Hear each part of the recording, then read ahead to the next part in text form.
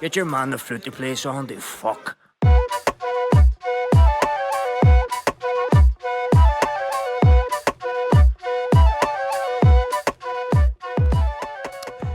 Take which everyone, Kajima Tashiv, and welcome back to episode number 90, oh my god, of the Inline G Flute Podcast with me, your host, motherfucking Inline G.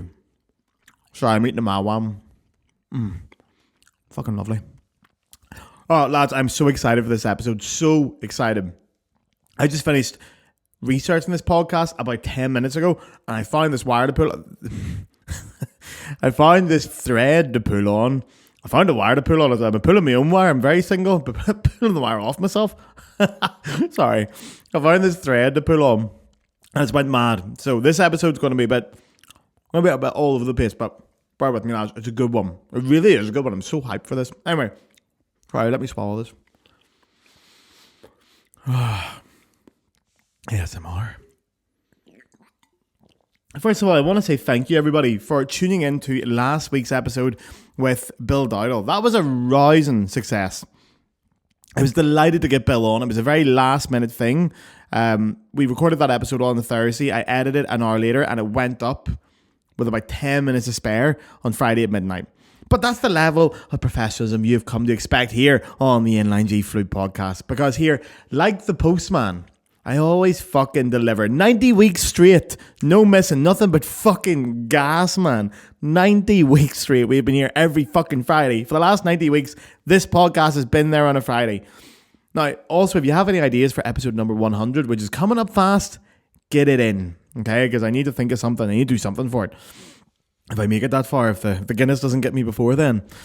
Now, today's episode is fluty as fuck. Sometimes when I write this podcast, I really get like the bit between my teeth and I go properly down a fucking rabbit hole on something hyper fucking specific. And I love making these episodes. These are my favorite episodes to make. I get like one small bit of information and then I just fucking pull and the entire episode just writes itself. So this week's episode actually came because I was researching the episode with Bill. Because if you go onto Bill's website, which I'm sure you all did, because he told you to, williamdowdle.ie, or .com, not .ie, .com. On his website, there's a resource section, and in that, there is a little section for music, and there's a score for syrinx. Syrinx is how you say it, by the way, but we'll call it syrinx for the sake of this podcast. Syrinx, Debussy's piece. We all know it. Flute players, you all know it. If you don't know it, as a flute player, that's a fucking disgrace. You should know syrinx. If you're not a flute player, it's like the most famous piece for solo flute. Very short. Now, I heard Bill talking about his version, or this score he has on his website, of syrinx on the Talking Flutes podcast. Brilliant podcast, by the way. Probably better than this one. And his thing was, it was closer to Debussy's original score. So it has no bar lines, it has no breath marks that we're all very used to, that were apparently added by Marcel Moyes. Now, I thought, who the fuck thinks they can take Debussy's original score and change it? What gives you the right? Leave it the way it is. Who has the fucking audacity to think, I know better than Debussy, I'm going to add bar lines and breaths and all that shit? Man, the ball's on you. But then, I remembered, different editions of classical music do exist. They have different editors, they have different revisions, blah, blah, blah, blah, blah, blah, blah. So this episode is that very fucking rabbit hole, lads. It's all the wee nuggets of information that I found out doing the research for this. And at the end, hopefully, you'll have found it all out too. Does it really matter which edition you use? I'm not fucking convinced, and wait till you hear the hot take I have for you that I've just got fresh out of the oven fucking 10 minutes ago. But anyway, let's go. So, we'll do a bit of historical background on this first because it's very important. A lot of the historical background on editions, printing, blah, blah, blah, it's all said here in lovely Deutschland, Germany, my adopted home of Germany. Because, you know, when it comes to inventing shit, the Germans just do it better, man. They just do it better. So, I'm also going to do my best to pronounce the German names the best way possible. I do speak German. Any one of my German friends who are listening are going to be questioning that, but I do. So, please bear with me as I try to pronounce them in the same way that I pronounce the French names with that same arrogance. So, we're going to go right back quickly to when printing was actually invented.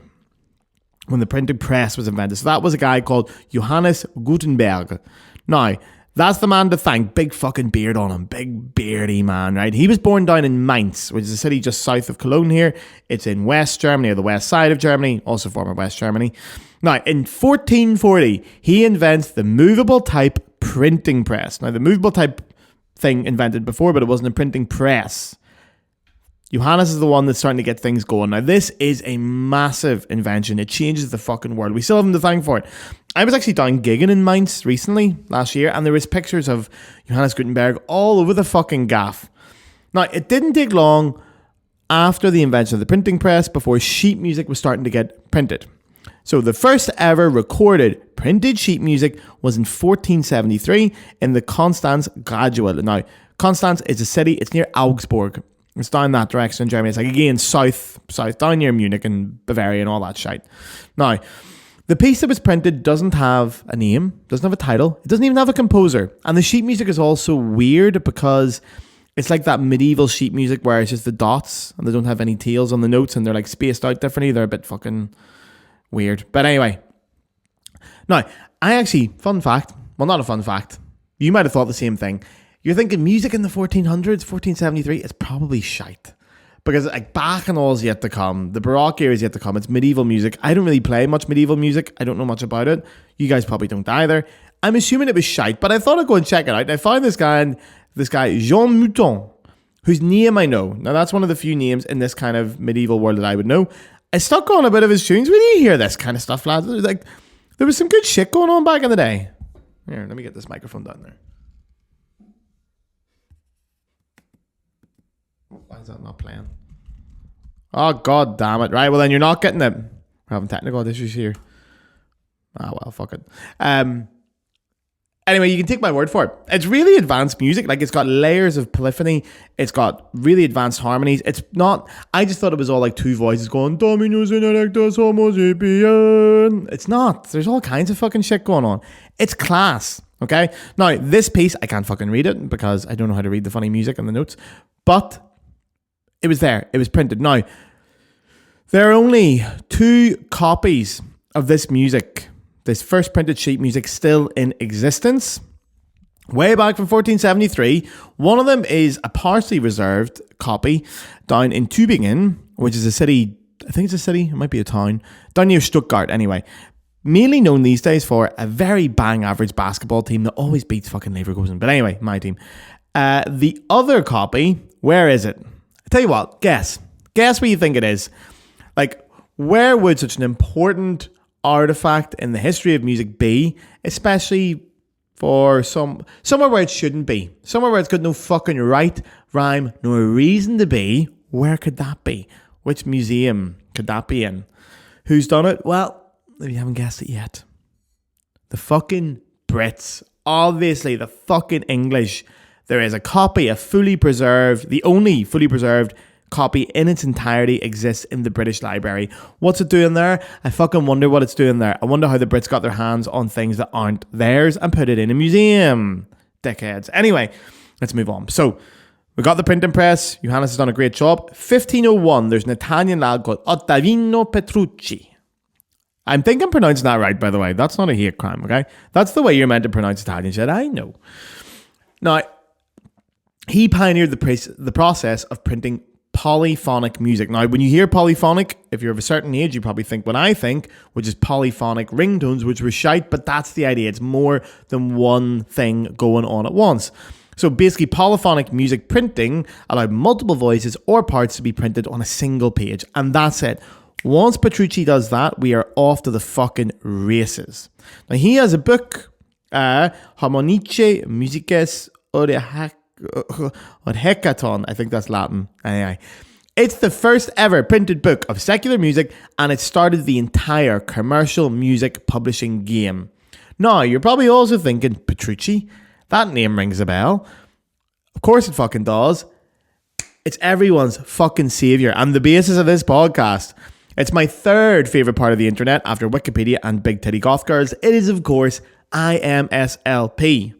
Now, you guys have seen IMSLP, I'm sure. It's also known as the Petrucci Music Library. Now, the IMSLP, for anyone unfamiliar with that, it is a website where you can get basically sheet music for free. It's all the sheet music that is in the public domain, which we will get to. But it's very widely used. It's more popular than Wikipedia for musicians. It's incredibly important. So it's known as the Petrucci Music Library, the clever fuckers. Now, let's keep going with our timeline because we got shit to get to. Publishing houses started opening up. Okay, now obviously it all starts in one place and one place only, that is Deutschland. And the first one is Breitkopf und Härtel. And they're still existing today. I actually don't know how I pronounced this before I learned German. I probably just didn't say it because I'm afraid of getting it wrong. But Breitkopf und Härtel, I suppose you'd say, but Härtel because it's got an E. They started up in 1719. That's older than I think. Isn't that older than America? I think it is. Fuck you guys. 1719 in Leipzig, which is out in East Germany. Ostdeutschland. Now, just after that, Schott music popped up in 1790, down in Mainz again, where our friend Johannes was. You might remember, Inline G hardcore fans will remember Schott music from Brienne Little's episode, where we talked about the publisher was Schott, and I was like, who fucking shot him? And she went, no, Schott. Schott, Schott music. There in 1790, and then Edition Peters also popped up around this time in Leipzig, actually. I know they're more known for being a UK-US publisher nowadays, but they were Deutsch, they were German. And most of these early publishers were in Austria and Germany, or what we now know as Austria and Germany. But obviously the Brits eventually followed. They set up Boosey and Hawkes in 1901, and then the International Music Company, or the IMC, was formed by the Yanks in 1910. Now, another really important one that popped up was Alphonse Leduc. Now, that's an edition that flute players we will be very familiar with. A lot of our flute rep, because it's from the 1900s, is published by Alphonse Leduc. Okay, and that's a French one, obviously. And that was formed in 1908. Now, eventually, you will see the likes of Henle Verlag in 1910 and Bärenreiter in 1923, a very important one that pops up. Actually, fun fact on Bärenreiter, when I was doing my research for this, they were based in Kassel for a very long time. Like, Kassel's a city, like bang center Germany, pretty much. Kassel. Stick that into Google and see what you get out, because Kassel is known as the Nazi raccoon capital of Germany, because way back in the day, Hermann Goering, the bad boy, opened up an exotic hunting park for Nazis and rich people, and a couple of raccoons escaped and started riding the life out of each other, and now there's thousands of them in the wild in Germany. And the best thing is, it's in Kassel, which isn't too far from here, where I'm down in Köln, and they're making their way east or west. They're making their way this way anyway. Have anyone seen that video of the guy playing the flute and summoning raccoons? That's me. That's what I'm doing right now. Every time I play my flute, I hope that I summon 1,000 raccoons. But they're making their way over here. All these fucking Nazi raccoons, man. It's fucking great. Now, also, quick side note on all this that I found interesting. I'm sure you will too, dear listener. Copyright law.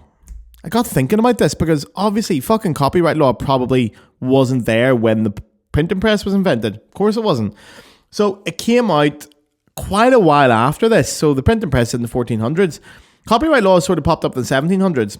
So for a while, people like Bach and Haydn, their music was getting printed by different publishers without them getting a single fucking penny out of it. They would just find the music, print it, and away it goes. There was no copyright law. It didn't exist. There was no way you could say, here, that's my music. If you want to print it out, you have to give me some money for it. It just didn't exist. It was intellectual property. No one knew about it. The first real Copyright Act was in 1709. Obviously, it was by the fucking Brits. But anyway, that copyright law was mainly for literary work, but it did put a really strong groundwork for what music publishing would turn into. So then, because of copyright law, publishing houses kind of turned into what we have with record labels now, where they're fighting for the exclusive rights to publish certain composers' music, especially at the time. So I'm sure the people at fucking Bärenreiter or whatever were out there. Well, probably not Bärenreiter, they're a bit later. But people from, what was the first one I said again? Breitkopf und Härtel. I'm sure they're out there back in the day buttering people like fucking Mozart and Bach up.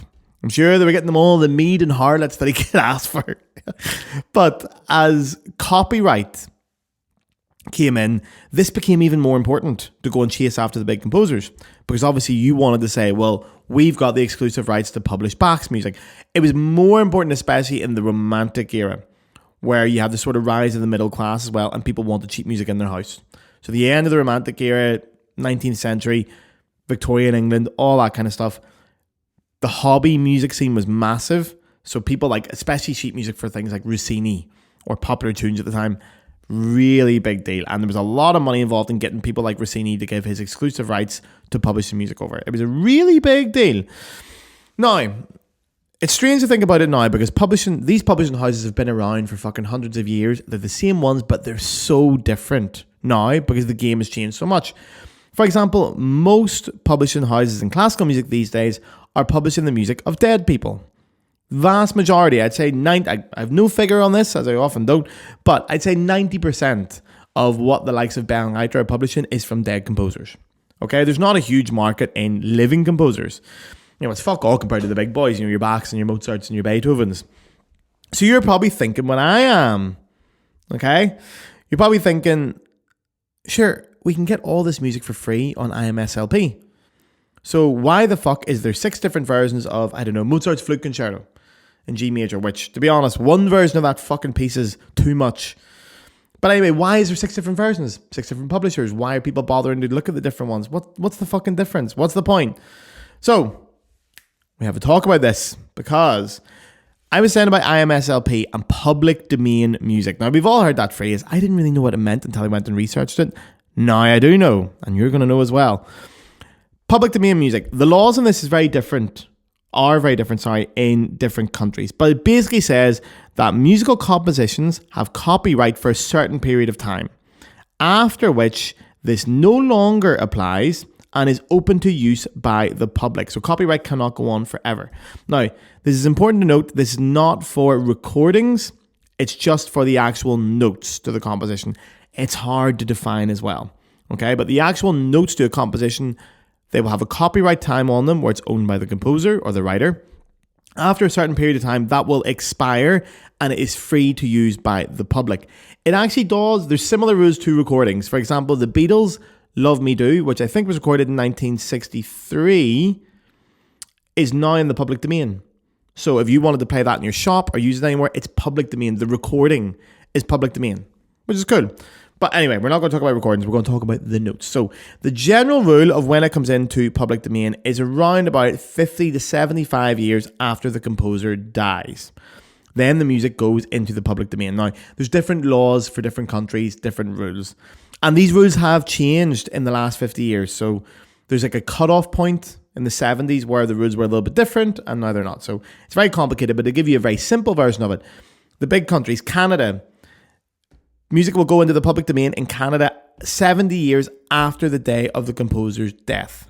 So if a composer writes a piece of music, anything he's written in his lifetime, when he dies, the clock starts ticking. Once it hits 70 years, everything he wrote is now in the public domain. Okay? The UK is 70 years as well. The European Union is 70 years as well. Now, some countries it's only 50. The USA is 70 as well, which surprised me. I think the USA used to be different. I'll get to that later. I'm pretty sure it did. But some countries it is only 50 years. So a lot of African countries, the likes of Tunisia, Morocco, they're 50 years after the composer is dead. So, technically speaking, you can go on the IMSLP, put on a VPN, and the music is available 25 years earlier. Happy days. 50 years isn't a long time. You think of the music that was getting written 50 years ago. That's going into the public domain. People that died towards the end of 50 years ago, that's going into the public domain.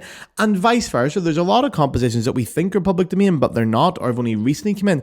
Things like Dutille's Sonatine for flute. I don't even think that is in public domain yet. Olivier Messiaen only died in the 90s. Boulez obviously only died a couple of fucking years ago. These pieces are not in the public domain, even though they're staple parts of the flute repertoire, because as flute players, most of our rep has came in the last 100 years. And it's the clock starts ticking the minute they're dead, 70 years afterwards, okay? Now, one of the landmark cases for this, which is so fucking funny, is Happy Birthday, which by the Guinness Book of Records, also who gave Guinness the records? By the Guinness Book of World Records, it is the most widely known song in the world. Okay, so Happy Birthday, we all know it. Warner Chappell Records had licensed this and they had claimed copyright on it, and they were charging a licensing fee up until fucking 2015, up until 10 years ago. If you wanted to play that song on a speaker system or use it for any kind of commercial purposes, you would have to pay a licensing fee to Warner Chappell to say, I want to use it. Now, there was a huge court case against this in the US. Where else is the court case going to be? And because the music, the tune itself was composed in 1893. Long fucking time ago, so it's well within the public domain. Warner Chappell thought they had a good argument for why it belonged to them. It fucking didn't. They lost the court case. They had to pay back $14 million worth of fees that they had claimed over the past to anyone that they charged. It cost them a fucking fortune. Fuck them. So funny. So anyway, listen. If all this music is in the public domain, why do we bother buying sheet music? And why is there so many different editions? Well, I'm here to tell you, lads. So each publishing house today is offering its own kind of, you call it philosophy nearly, on what they publish or why they do it the way they do. Now, it usually involves things like edits that are made after the piece was first published. It could be things like articulation. It could be things like phrasing, ornamentation, tempo, historical accuracy, modern relevance. There's a lot of things. You have to remember, this music is written a long time ago for a lot of it. A long time ago, lads. So we don't really have an answer of exactly how it was meant to be played. People research the fuck out of this. You know, how historically accurate are we playing Mozart's music? How was it really played back then? There's no recordings. We do our best to try and work it out. And there's arguments, and there's academic and scholarly arguments still over how this goes. So even if we don't have an answer, there are some people as well who just think, well, fuck them. Times have moved on. This is the way we do it now. This is what the modern ear is used to. This is what modern listeners want. This is what we've been doing for the last 50 years. This is the way we're going to publish the music to keep in time with trends. And I'm not even saying like trends of the last 10 years. I mean trends of 100 years or 50 years of how we play Mozart, potentially longer. Trends of how we've done Mozart or Bach or whatever since recording was invented. So before we get into the differences, I'm going to give you some definitions because I didn't know these definitions either. And I've learned them today. So you've probably seen the word urtext before. U-R-T-E-X-T. You've probably seen it written on your scores. Now, that's German. Okay? Text is text. That's grand. Ur, U-R, it's like a prefix for original. So if you put UR before a word, it means the original of that word. So urtext is original text. Now, an urtext edition is a printed version intended to reproduce the original intention of the composer as exactly as possible without any added or changed material. Now, the other two types of edition that are commonly seen, or I think they're the only two other types, are a facsimile edition and an interpretive edition. Now, facsimile editions, you've seen this in IMSLP, okay? These are literally photographs, basically. They're photographs of the original handwritten manuscripts. They're exactly the ones. Do you know what it is? When you go to look up a piece in IMSLP and you click the one that's only fucking 2 stars and you bring it up and it's like a scanned version of fucking Bach's handwriting, and you're like, oh, for fuck's sake, I can't read that. Jesus Christ, Bach with his shaky hand. And you're like, oh, for fuck's sake. That's a facsimile edition, the one that no one uses, okay? That's that. An interpretive edition, which a lot of you won't be familiar with, and that's my hot take for the week. An interpretive edition have an editor's personal opinion on how to perform the works. Now, as flute players, we do have a lot of these, okay? Especially recently because, for example, Jean-Pierre Rampal, when he started re-performing the Baroque works and bringing a lot of the flute Baroque works to the public attention, he would do his own interpretive editions. So he would add in dynamics, phrasings, slurs that he was using that he thought were best, okay? But they're heavily opinionized. They're heavily personal. Now, we do get these with Rampal. Jimmy's done a lot. Jimmy Galway's done a lot of these. And actually, recently, Emmanuel Bayou's done a lot of them as well. There's a lot of editions, those beautiful red and white ones that you buy. A lot of them have Bayou's exact interpretations of how he wants to do it, his edition. So, now that we've all learned something about that, I'm going to tell you what the big boys in the publishing world are doing right now and what makes them each so different and special and unique from each other. So we'll start with Bärenreiter. Now, Bärenreiter's philosophy is scholarly urtext editions based on original manuscripts and historical research. So what sets them apart? They strive to represent the music as close to the composer's intent as possible. They remove editorial markings unless they were in the original manuscript. There is nothing in a Bärenreiter score that was not in the original manuscript. Okay? It also has these really big prefaces detailing all the choices that are made and the reasons why, and sources, which is very important. They list it all. And They're generally preferred by historically informed performers. So you're going to hear me say that a lot. Historically informed performance is what it says on the tin. It's people who are basing their modern performances on trying to make it as close to what it would have been when the piece was written. Now, if you ever look up the Bach flute sonatas from Bärenreiter, they are clean as fuck. There's basically no notation. There's almost zero dynamics in the entire thing. Very, very, very clean. Lovely. And they look good. Now, Henle Verlag, you'll also know as well, is also German. Now, they also have high quality urtext editions with clean, modern engraving. It's one of the things that's kind of nice about them. The spacing and the font they use and the color is lovely. It is really nice. I think they're my favorite for the way they look. In the same way that I love Penguin Classics for books. It's just something just effortless about it. Now, they are similar to Bärenreiter, but Henle Verlag will also put in the occasional fingerings and phrasing suggestions, especially in their piano and string music. Not all the time, but they will. Now, they're kind of ahead of the game. They're offering digital editions with customizable annotations. They've got their own app. It looks fucking great. Now, they are very trusted by classical musicians, or professional classical musicians, sorry. They're very, very trusted. And they have a little bit of additional commentary. Their Mozart version, for example, for the Mozart Flute Concerto, has some really well-researched commentary and stuff on it. It's very, very good. Now, the next one is Peters, Edition Peters. Now, these are a little bit more mixed. They're urtext editions balanced with practical playing editions.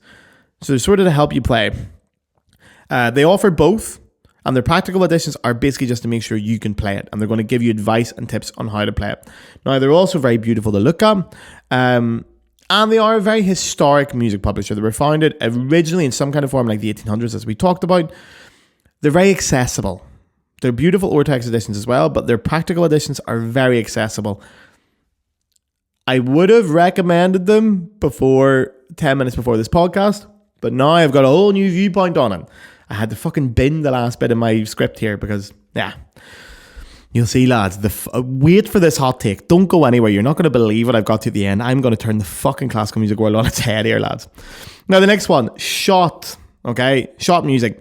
They're a little bit different. They are a bit more of a mix of historical and practical. They're more geared in general towards the student market. So they are practical editions. They're going to be very helpful in how you play them. They're going to give you things like fingerings, okay? Now, they also are known for publishing contemporary works, which is very cool. A lot of the ones I've mentioned so far publish the big boys, and unfortunately it is mainly boys, as we know. But it's all the big names in the classical music world. These guys are doing things a little bit differently. They do a couple of other more modern composers, and it's very nice to see. But their editions are really commonly used by conservatoire students. They're very practical. For the flute ones, they will give you some extra. If there's like a really common slur or articulation that we put into a piece that people have been doing for years, Schott will have it in. It's that kind of thing. They'll put in a couple of extra dynamics. They'll throw things in like that. Okay? Now, the next one that I've got an example of, just to give you the other side of the spectrum, is International Music Company, or IMC in the States. Dog shit. These are practical, performance-focused editions with loads of editorial markings. They're there to make it easy to play. They will give you advice. If you're playing the piano ones, there'll be fingerings. They will give extra articulations, phrasings. It will all be in there. Now, they'll do it as guidance, but it'll all be in there. It's cheating. It's a fucking cheat sheet. They're very popular in America because Americans are thick as dog shit. And they're much more interpretive than an urtext edition. They're not urtext editions, okay? They could not be that far. For example, the Mozart Flute Concerto, their version is edited by Jean-Pierre Rampal. A lot of their flute stuff is edited by Rampal. And it gives a lot of phrasing and articulation. It's a bit much, lads, I'm not going to lie. But these are fucking Americans, and you have no attention span. Well, I was going to say something. We'll get to it. I'll bitch about the Americans later. Now, we've settled that. Now, I want to talk about the difference between some scores for flute stuff, and my hot take is coming up. It's really coming up. But before then, sorry, I'm keeping you on the hooks here. But lads, I've got to make money here. I've got rent to pay here. Now, if you have just a minute, lend me your ears and let me speak to your ear. And if you're a regular listener, skip ahead. You know what the crack is. The Inline G podcast is free. and always will be free. That is a motherfucking guarantee. However, if you wish to donate to the podcast, you can now do so through the Patreon. On the screen now is the address, and for the audio listeners, it is patreon.com/the Inline G Flute Podcast. Although audio listeners, by the way, if you're on Spotify, there's video on Spotify now. I've worked it out. But anyway, this podcast is totally independent. Okay? I do everything around here on my own. There are no sponsors. There's no help. This is 100% independent. It's the definition of a small independent podcast. Now, I don't take sponsors on. And I've made that rule because when I've been approached by sponsors, they will say things like, you can't swear. You can't talk about mental health. You can't talk about the Palestinian situation. You can't talk about this. You can't talk about that. And I go fuck yourselves. That's not what this podcast says. We are the biggest flute podcast in the world for a fucking reason. We are saying these things. But I don't get any money. It's a shame because I put a shitload of work into this podcast. I would like to get some money for it. Sponsors are not going to give it to me. They're just not. It's never going to happen. Okay? But we are lucky because we have a Patreon. So if you can afford to donate to the Patreon, basically, if you listen to every episode of this podcast or a couple a month and you think, fuck, it's great. If I saw Gareth in the pub, I'd buy him a pint to say thank you. Do it digitally. Okay? It costs €5 a month. I don't know what that is in your currency, but it's £5 a month. And with that, you are keeping the podcast alive. I mean that. The patrons are the ones that are keeping this podcast going. Without them, I would have packed this in ages ago. They are supporting me. You are supporting me. You're paying me for my art. I am delighted to make this podcast knowing I can make money off it. It is a fucking pleasure in 2025 to be able to make money off my art. It's fucking amazing. You guys are the MVPs, okay? So what do you get if you sign up to the Patreon? You don't get bonus episodes. I know that's standard, but I really think the Inline G podcast should be free for everybody. Everyone should get a podcast. So why do you sign up? You're doing it because you can afford to and you're helping me out. That's basically it. We are building a community. The biggest flute podcast in the world is self-funded. It's listener funded. Isn't that fucking incredible? That is so rock and roll. We do this. We have our own community. Fuck all the organizations. Fuck all the sponsors. It's just me and you. We're taking this place over. So if you can afford to do it, go and sign up over there. Don't do it on the app. Don't do it in the iPhone app because Apple take a cut. Do it on your computer, okay? Go and sign up. €5 a month. You can jump out anytime. There's no weird costs. You can just fucking jump in and out, okay? If you can afford it, it really, really, really helps. But listen, if you can't afford it, times are hard. It's not an easy time to be a musician. It's grand. You can keep listening for free. Someone who can afford to pay is paying so you don't have to, okay? Thank you guys. Mwah.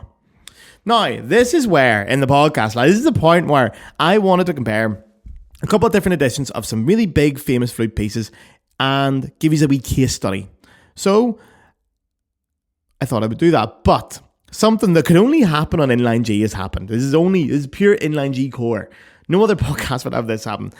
I'm recording this podcast, by the way, it's 10:28. This podcast has to go out in 1.5 hours, okay? I was in Dublin for Paddy's weekend last weekend. St. Patrick's weekend, I was in Dublin. My brain is pickled with Guinness, all right? I didn't have the time to organise it, lads, I'm sorry. But I got back here. My plan was to go into my own music library, which is fucking massive, get a few copies of a piece, and then whatever versions I don't have, go onto the internet and get those other ones free, download them, and then compare them. Then I realised something.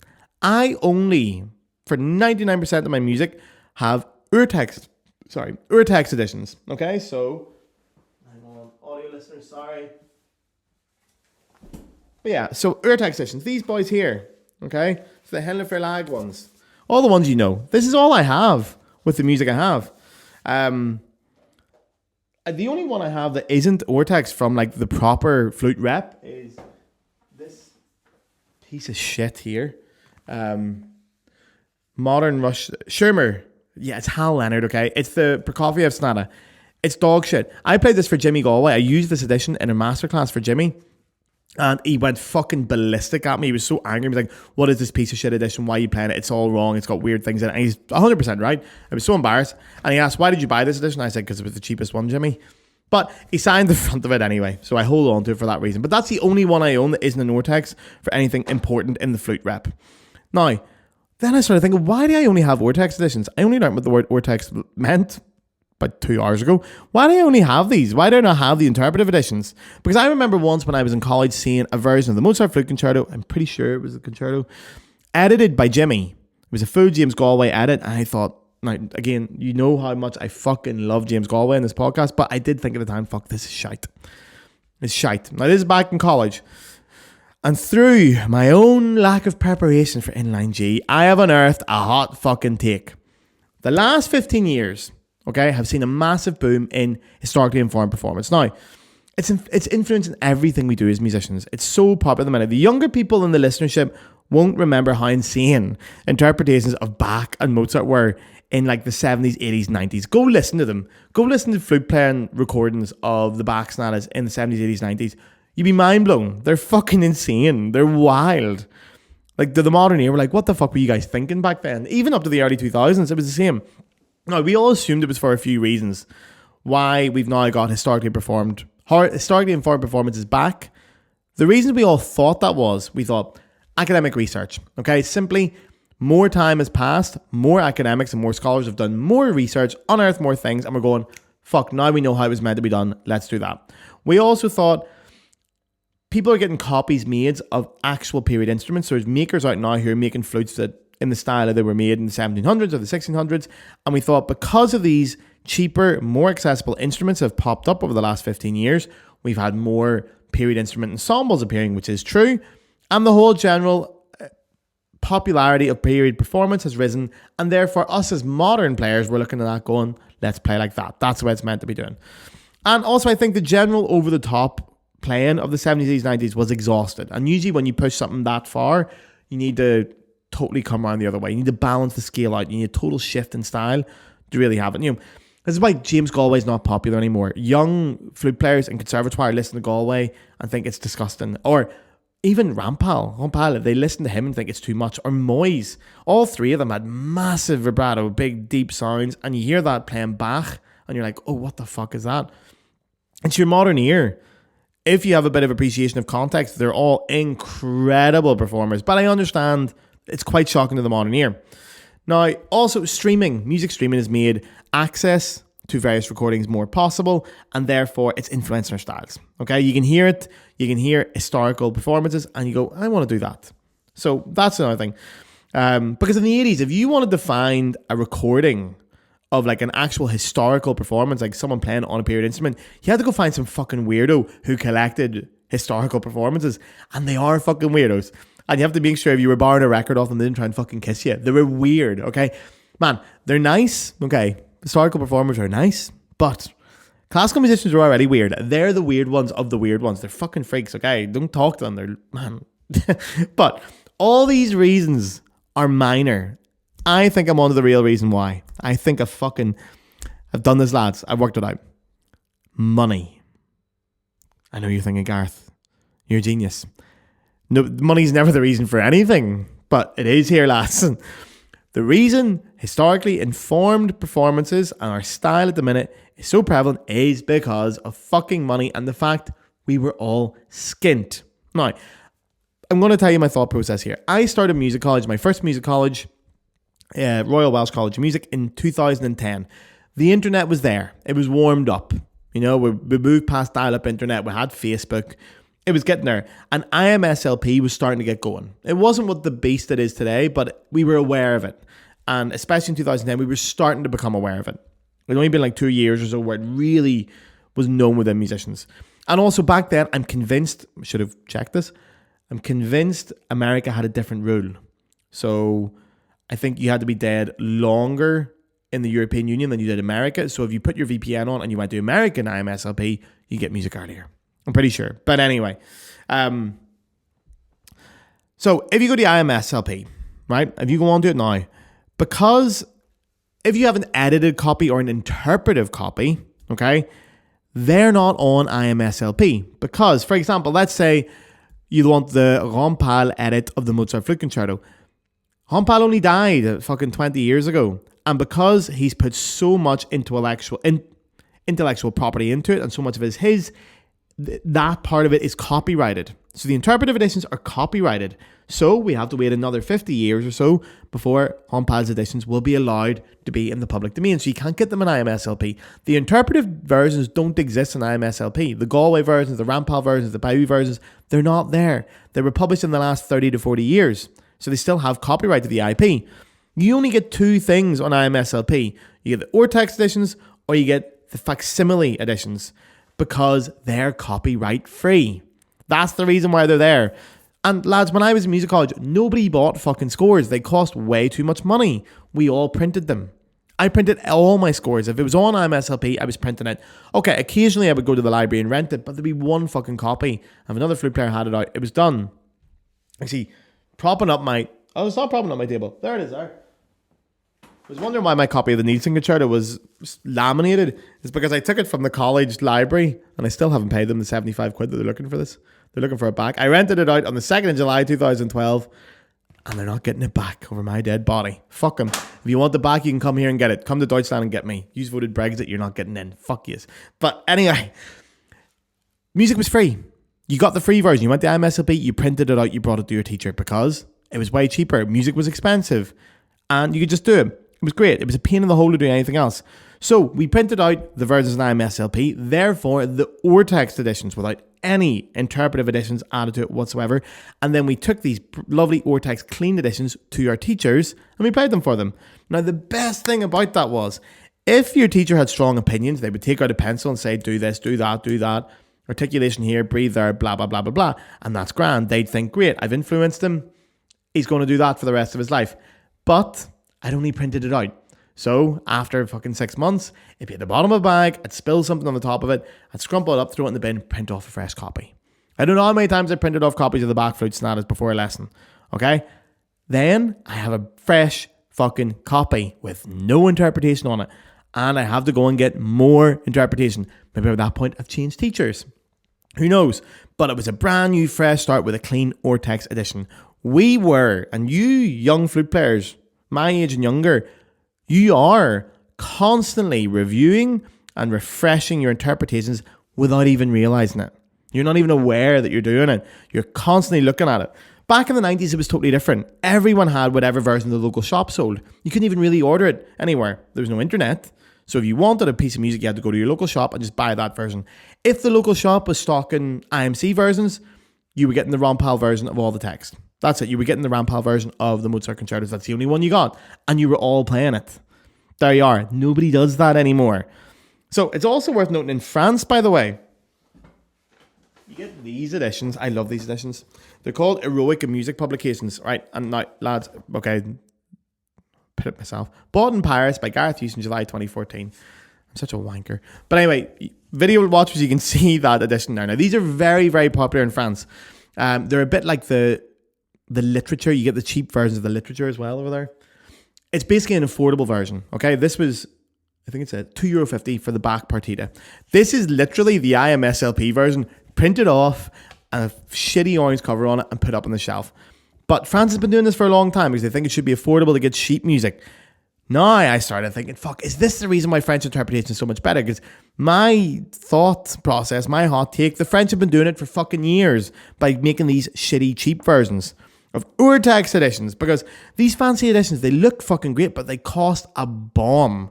And what are you really fucking paying for here, lads? Like, okay, you're paying for commentary and background and sources, but honestly, does anyone ever fucking read that? If you're not doing academic research, do you actually read it? I'm not paying fucking 50 quid for the back sonatas when I could download them for free. I think I was born yesterday.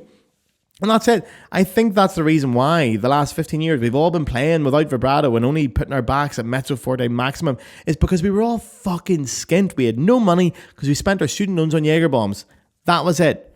Like, guys, I was going to end this podcast. I had a script written. I was going to end this podcast with advice on which editions to choose to suit you. I've deleted that. Fuck that script. I've made a whole U-turn. Here's what I'm going to tell you to do. Here's my advice to you, lads. Get the free one. Download the fucking free one. Learn from a nice, clean urtext score. Use it for a while. Add your shit in. And see after a couple of weeks or a couple of months when you've got used to it, fucking rip it up. Stick it in the bin. Put it in the fire. Print off a fresh copy and go again. Okay? That is my advice. Fuck buying editions. Now, okay, you might want to get one eventually. You might, and if you are going to buy an edition, get Bärenreiter or Verlag. Okay, Verlag, sorry. Get one of the good ones. Get a nice, clean, well presented urtext edition. Now, I love my urtext editions of the classics I have. My Bärenreiter ones are gorgeous. I absolutely love them. They're not paying me to say this. They're paying some people on the internet. They're not paying me yet, but they are gorgeous. The Hinderverlag are also gorgeous. The main reason I get them is the same reason why I don't like reading books on a Kindle, and I'd rather get the physical copy. It's just nice to have it. It's nice to touch it. It's nice to look at it. It's nice to put it on a shelf. That's the only reason, okay? Apart from that, I wouldn't fucking bother because it just looks nice, but I like buying things that look nice. And I only do it for the major rep. And honestly, I never use them. 99% of the gigs I do nowadays, I use my iPad. And I download whatever fucking one's on IMSLP. Okay? Because you have to remember, lads, as well. I'm going to leave you with this. The sheet music is not music. It's not music. There's people that say it is, and there's people out there that compare reading sheet music to reading a play. It's not the fucking same. You can read plays and get a huge amount out of it. You can read fucking Shakespeare's plays and enjoy them. You'll enjoy it more seeing it performed, but you will get a lot out of it. That's not the same with music, okay? It's just fucking not. Nobody sits on the train and reads a score for pleasure, to like listen to it. People do sit in the train and read music scores, but it's probably people like me who have forgot to practice, or they're running to a rehearsal and they want to fucking blast someone in the last minute. It's that reason. Nobody does it for pleasure. And okay, if you do that for pleasure, okay, if you sit on fucking trains or you sit down in a comfortable chair and you open up a music score to read it for pleasure instead of listening to it, get out of the fucking house. Go do something with your life. Put the fucking book down. Go drink something alcoholic. Go eat something delicious. Or do you know what? Download Tinder. Do something. You're never going to get laid if you're sitting reading fucking scores for pleasure. It's weird. Go and do something.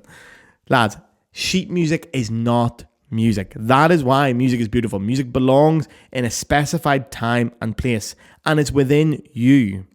Music is a physical thing. It's a phenomenon. It is not written down, okay? That's the beauty of music, okay?